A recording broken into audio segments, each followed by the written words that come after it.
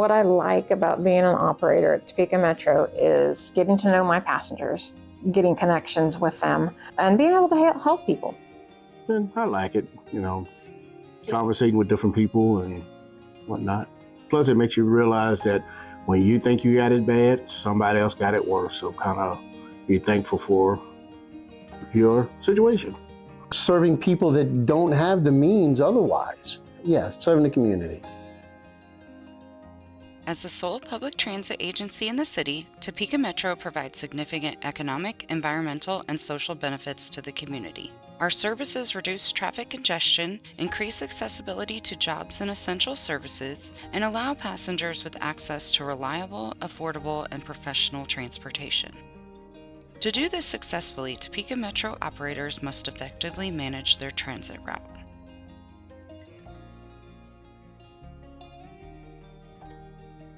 Prior to starting your route, set yourself up for success.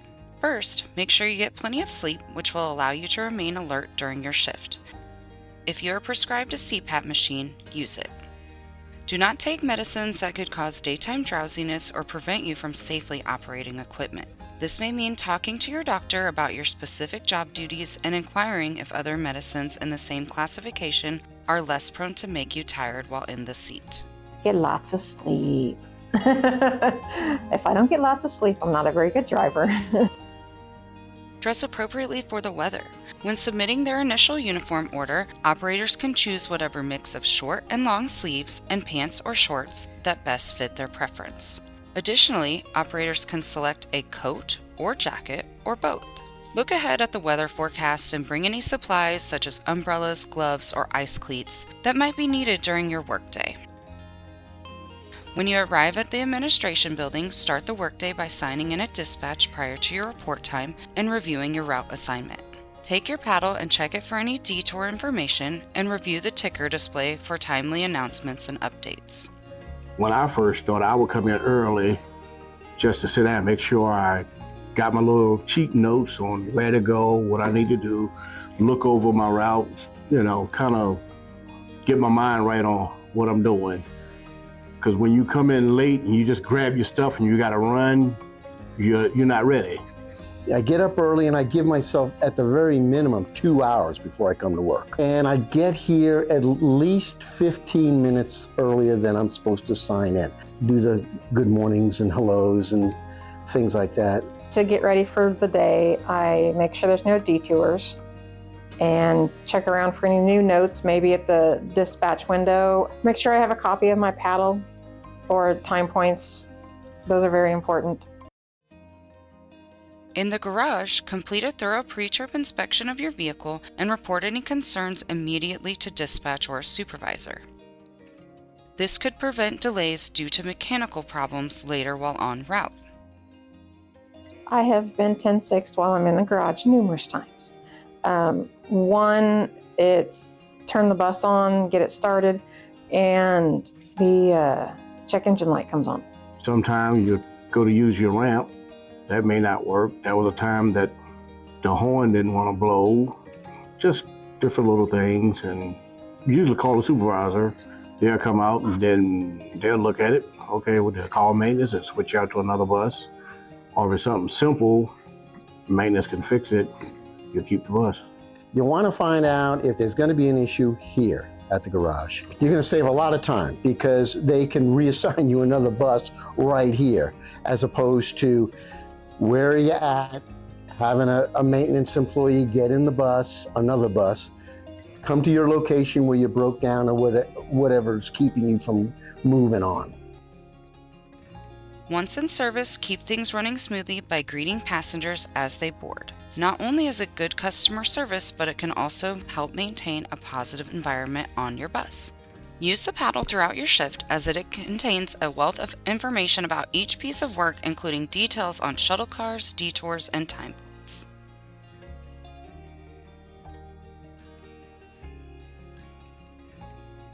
Time point is a specific bus stop on a route with a set scheduled departure time. Not all bus stops are time points. While the bus may make other stops along the way, times are only explicitly scheduled for time points.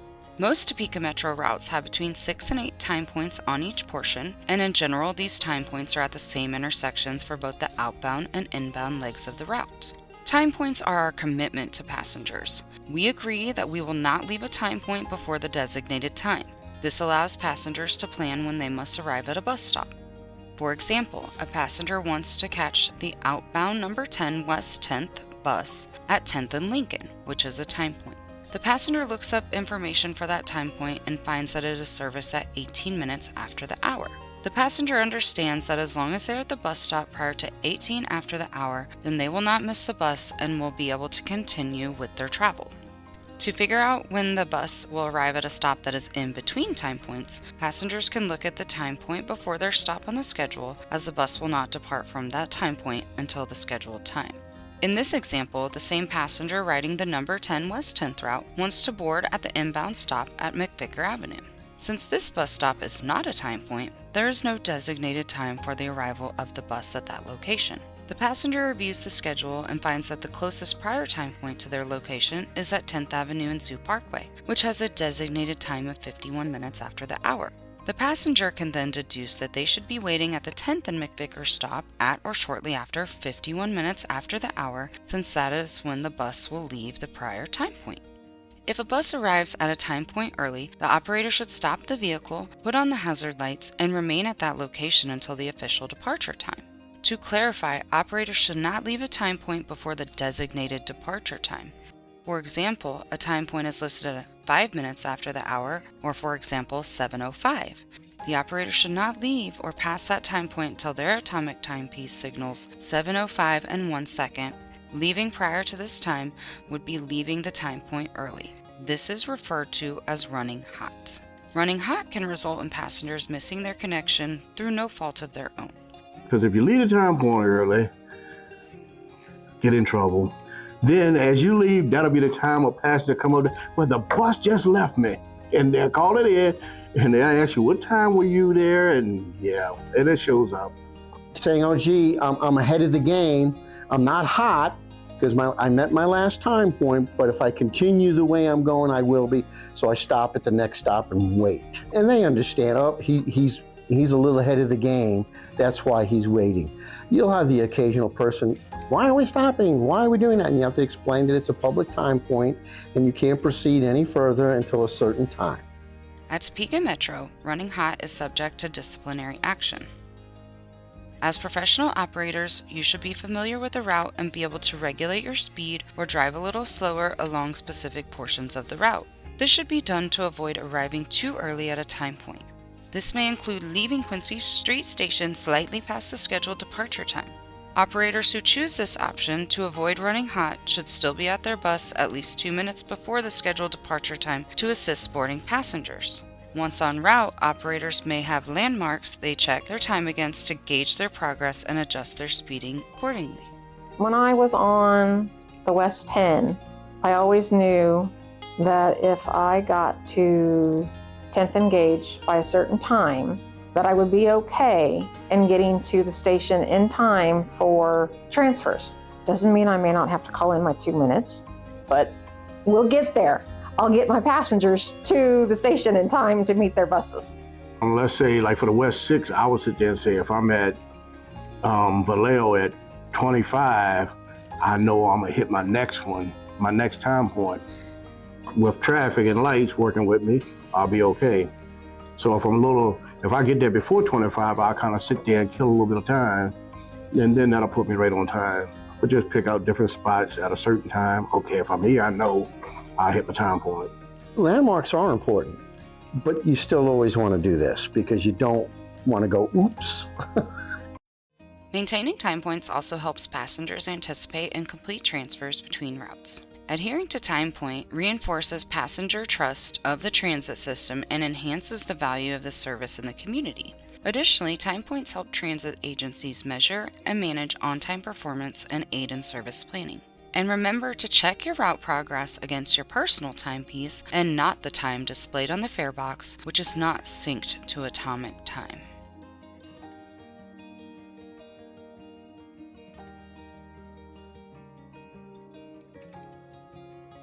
It's important to keep in mind that while time points are set, conditions throughout a workday may change how an operator adapts to stay on schedule. There may be low demand periods on a route, which makes sticking to time points relatively easy. Conversely, there may be peak service hours when high ridership and traffic congestion make it nearly impossible to maintain schedule adherence. Passenger types and numbers vary route to route, resulting in different needs. External factors such as weather, detours, traffic lights, school zones, and a large number of students are some examples of circumstances outside of your control that can affect the ability to adhere to time points. The lights, traffic, passengers coming on don't have their fare ready, so it's going to be different things that's going to cause you to run late, and it happens. So just don't even get stressed out about it. You get there when you get there. You know, how do you manage your time? At first, it's not very simple because you know you don't want to run hot. You just don't want to do that. And even for old drivers, if I get assigned to something I haven't driven in a really long time, I'm going to be in the same position that you're at. Okay, so I have to look at the paddle. A light or a stop sign doesn't take but a second to look at your location and what the time point is. You pick up little things. Just don't run hot, and everything else will fall into place.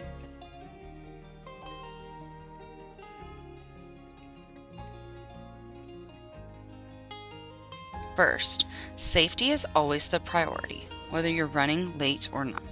Never speed in an attempt to make up time or connect transfers. Never sacrifice safety for the sake of the schedule. It's tempting, well, and let me speed up just a little bit. And that, it'll come back and bite you. You need to be focused regardless. That's part of the job, it's paying attention to your surroundings, and there's a lot going on.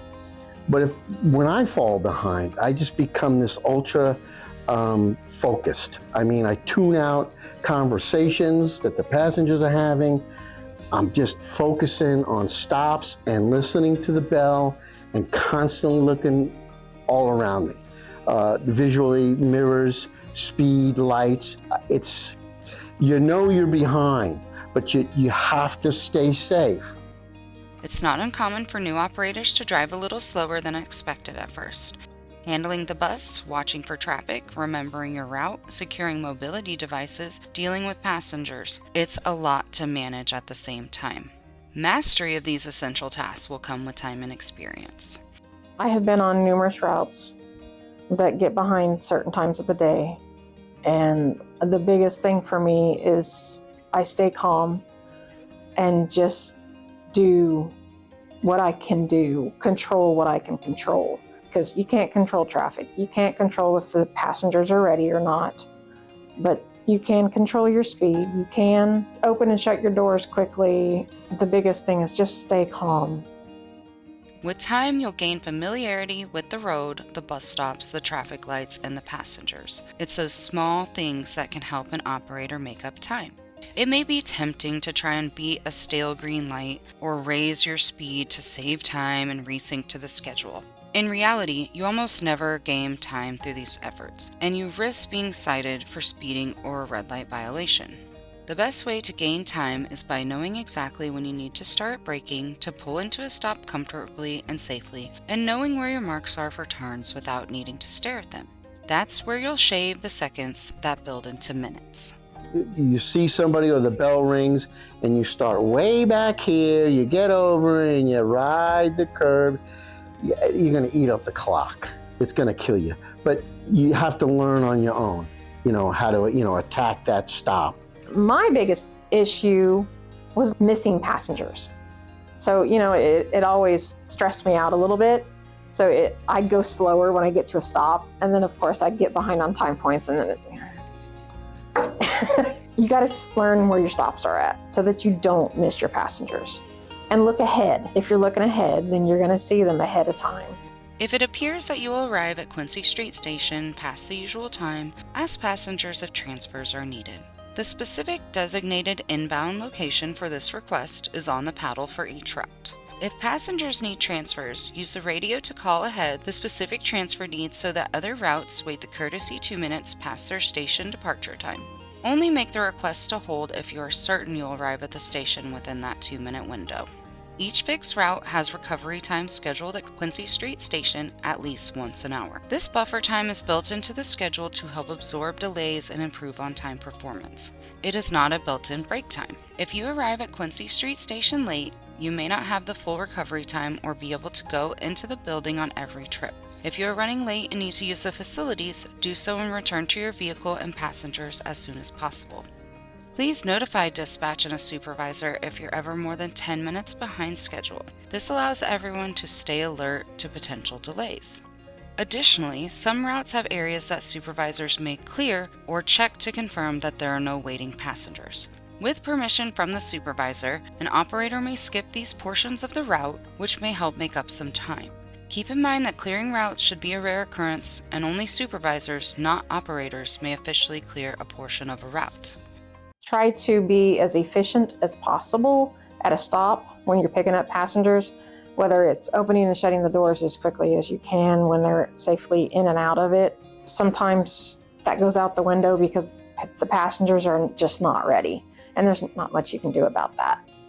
Traffic, the time of day, you're going to run into it. You get used to it, you understand it, you know what to expect, you're ready for it, and you're going to fall behind. Don't panic, you'll get back in the game. We all run late. Bottom line is, as long as you take your time and get there when you get there, and it'll come together. When issues arise, such as unexpected traffic or road closures, dispatchers and supervisors can provide assistance to modify the route and communicate the changes to passengers. Please report any issues with malfunctioning or poorly timed traffic lights, bus stop conditions, or passenger behaviors to a supervisor, the training specialist, or the transit route scheduler. Topeka Metro keeps the city moving. Whether passengers are traveling to work or doctor's appointments or shopping or meeting friends, we play a vital role in keeping the community connected to important resources and to each other. Bus operators serve their part by ensuring they operate routes in a safe and efficient manner, conscientiously monitoring traffic and passenger needs. If you have additional questions about route management that weren't covered in this video, please follow up with the supervisor. At the beginning, you're gonna have a lot of stuff thrown at you, and you're not gonna know, what is this? I can't remember all of that. And you're not gonna remember it. But once you get out and start doing it with hands on, oh, that's what that was. It'll start coming to you. And each day, it'll get a little better. Be patient with yourself, because yes, you'll get behind, but if you're patient and you're staying calm, it'll be okay. You'll get there. Always remember this, every single one of us is exactly where you're at right now. But we've been there, and we're all willing to help you. So just ask questions.